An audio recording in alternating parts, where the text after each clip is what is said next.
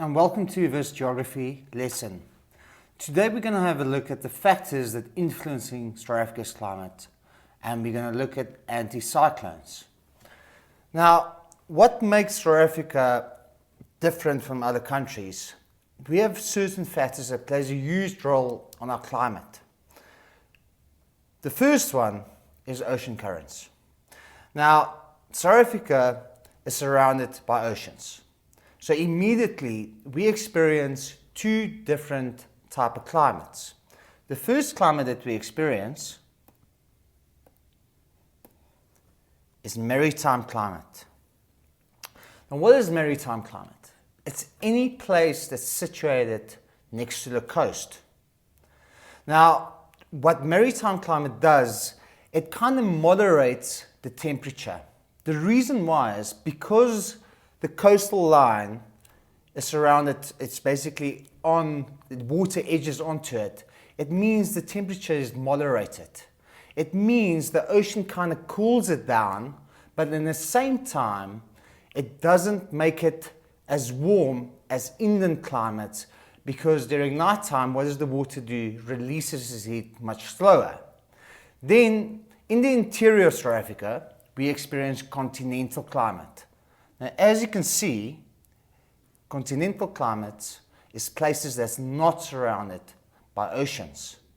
Now, in South Africa, we experience both. Because South Africa is situated and we are surrounded by oceans, so in the interior of South Africa, we experience continental climate, and down at the coastal regions, we experience maritime climate.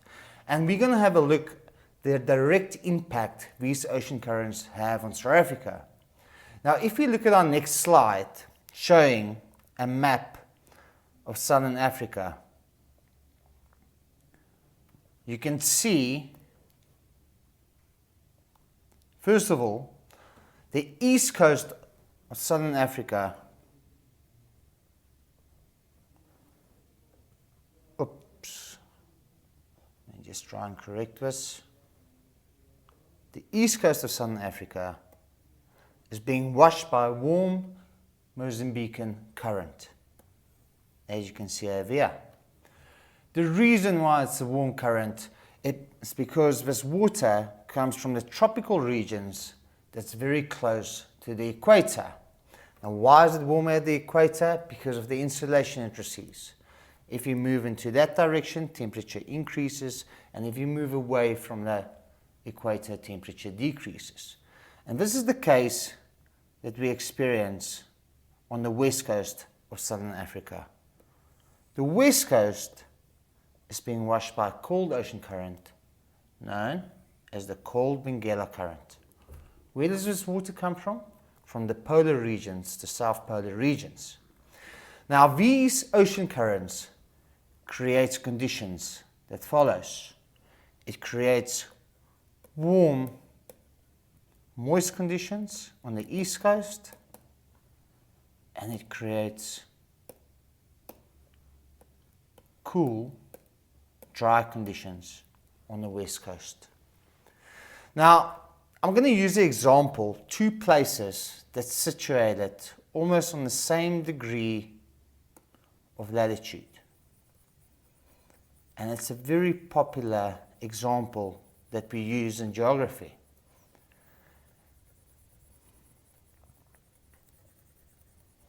It's Durban and Port Nolloth. As you can see, there's Durban and there's Port Nolloth. They are roughly on the same degree of latitude. So in theory, both of them should experience the same type of temperature, but they don't. For instance, during summer, Durban will experience a maximum temperature of 27 degrees Celsius and a minimum of 22 degrees Celsius. Where Port Nolloth will experience a maximum temperature on the same day, a maximum temperature of 22 degrees Celsius and a minimum of 18 degrees Celsius. Now, to calculate the temperature range, what do one do? You take your highest temperature and you subtract your lowest for the day.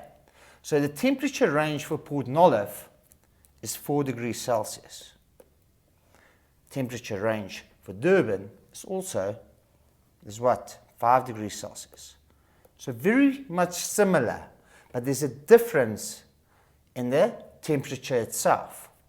Durban experienced much warmer temperatures than Port Nolloth. Simple reason why is because Durban, the coastline, is being washed by a warm ocean current, and Port Nolloth, the ocean that flows past, is a cold ocean current. Now, while we're sitting with this map in front of us, I want to concentrate on Bloemfontein, right here in the interior of South Africa. Now, let's assume this is February. Like I've mentioned, a high temperature of 27 degrees Celsius for Durban and a minimum temperature of 22. Now, am I right when I'm saying we can establish that Port Nolloth and Durban experience maritime climate? Why do they experience maritime climate? Because they are situated next to the coastline and they are influenced by the ocean currents that flow past them. In the case of Port Nolloth, lower temperatures because of the cold Benguela current, it creates cool and dry conditions. And Durban, for example, situated next to the Mozambique current, creating very warm and moist conditions. But if we look at Bloemfontein, am I right that we can say Bloemfontein is continental climate? Now, Bloemfontein, on the same day where Durban experienced 27 degrees Celsius and a minimum of 22 degrees Celsius, what happens? Bloemfontein experienced a high temperature of 32 degrees Celsius and a minimum temperature of 10 degrees Celsius. Now, if we look at the temperature range, it's absolutely massive with continental climate. The temperature range, how do we get it? You take the highest temperature, you subtract the lowest temperature. In this case, the temperature range is 22 degrees. Look at the difference between Port Nolloth's temperature range, Durban's temperature range, and Bloemfontein's temperature range. Almost 18 degrees difference. The simple reason is, like we've mentioned before, the ocean regulates the temperature. When Bloemfontein, what happens? The land surface heats up. And during nighttime, what happens? We experience terrestrial radiation.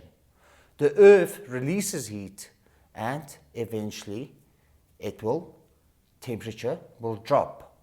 Whereas in Port Nolloth and Durban, because of the coastline, because of the ocean, what happens? The water takes much longer to heat up. And during nighttime, it releases its heat much slower. So that's the reason why we experience such a big difference between temperature range between continental climate and maritime climate. And most importantly over here, the influence that a cold ocean current and a warm ocean current have on the same place, on the same degree of latitude, but difference in temperature because of the water temperature. Now, if we continue at the second factor that plays a huge role in South Africa's climate, as you can see, let's just quickly recap on the ocean currents. The warm Mozambique current, it flows along the east coast. It creates very much warm conditions and moist conditions, and it results in rainfall. Now, if the cold Benguela current flows along the west coast, we already established it creates the cool and dry conditions and results in cooler conditions and less rainfall.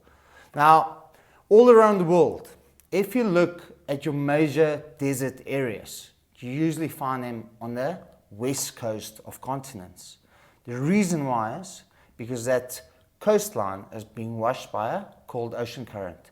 Now, if you look at the Namib Desert in Namibia, it's because of this cold Benguela current. If you look at the Sahara Desert, also on the west coast of a continent. And if you move to the Americas, where Las Vegas is, also on the west coast of the continent. And the reason why is because of the cold ocean currents that flow past it.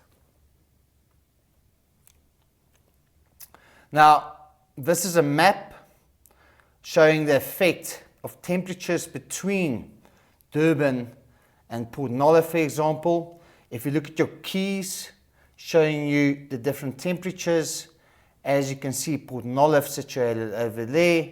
There's the key that's being indicated over there. Temperatures, average temperatures of 20 to 22.5 degrees Celsius. If you look at Durban, over there, the key that indicates this key over here, experience high temperatures of 22.5 up to 27.5 degrees Celsius. And like I've mentioned before, look at Bloemfontein, inland climates, much higher temperatures, especially over here. Look at it, surpasses 27.5 degrees Celsius. And that's the huge impact these ocean currents have on the west coastline of South Africa and the eastern coastline of South Africa. Now, unfortunately, South Africa experience different rainfall regions. I always say when we look at South Africa, we've got great climate, we've got different climatic regions, but one thing that we are short of is rain. And because of these ocean currents, as you can see, our rainfall decrease from the east to the west. This area over here experience adequate rainfall during the year. The reason why is because of the warm Mozambican current. Because what does it do? It creates warm, moist conditions. And the Benguela current that we find on the west coast creates dry, cool conditions. Now, this warm, moist conditions, obviously, if it's creating warm, moist conditions, for instance, during summer, what type of pressure do you think we experience over the interior of southern Africa? It's hot, we experience a low pressure. Now, this warm, moist conditions, I mean, the air, what does warm air do? It rises, but there's a lot of moisture that we have. And when this moist air rises, what happens? It cools, condenses, and we experience cloud formation and a high possibility of rain. Unfortunately, on the west coast of southern Africa, it's cool and dry conditions. So there's not a lot of moisture content, but even though it may be summer, the air may rise, but there's no condensation taking place. Why? Because the air is very much dry. Now, our next factor that plays a huge role on South Africa's climate is the impact of the plateau. Now, first of all, let's just quickly define plateau. It's a flat area on a higher altitude. And altitude means height above sea level. Now, obviously, when you're down at the coast and you're sitting with your with your feet in the sand, you're basically 0 degrees above sea level because the sea is right next to you. And as soon as you go up, there's altitude. Now, believe it or not, I want to go back to the previous diagram. This is what South Africa looks like. In reality, if we had to go and draw a cross-section from the west coast to the east coast in South Africa, this is what the cross-section will look like.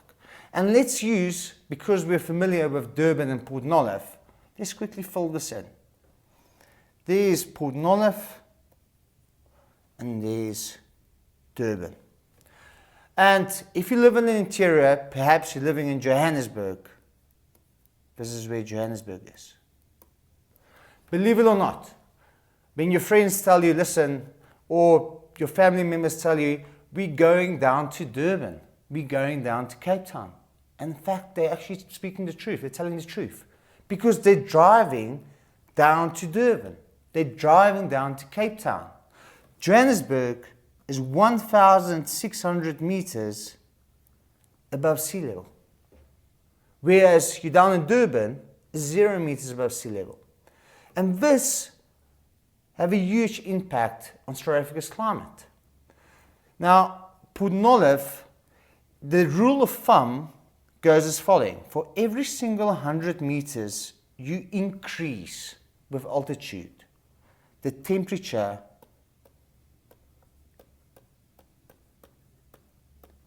decrease by 1 degree.